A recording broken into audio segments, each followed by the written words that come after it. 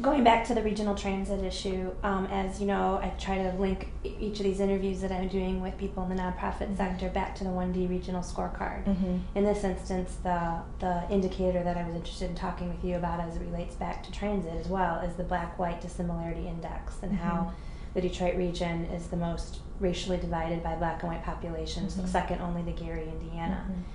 Do you think there's a fear about regional transit that we still have yet to overcome as a community, because there's going to be that whole idea of you have to get along with me if we're going to be riding the bus together?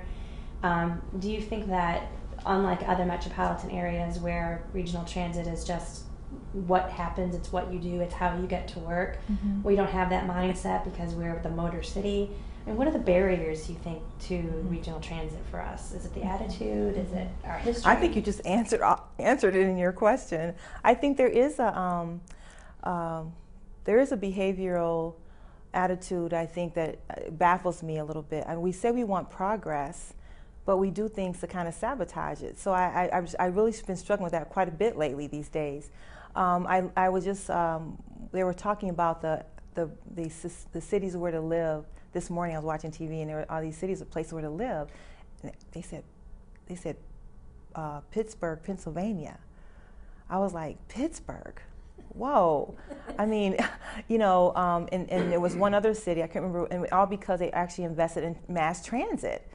And I think if we really want to be the world-class city and really draw people into Detroit, we got to think more serious about mass transit. You know, there's the pilots, and there's you know, the M1 rail, and there's 94, but we got to really be courageous and aggressive in our thinking about how we transform Detroit, and really thinking outside the box, and be inclusive of everyone who has a stake in Detroit, who's been here for years, and newcomers that are coming, that there's this bridge that needs to be built between blacks and whites and Latinos. I mean, we're changing as a city, and we need to embrace it, and we need to figure out how we have the tools to actually cultivate that and see it as an asset and not a threat or a fear. So really having a race discussion, I think, is really critical.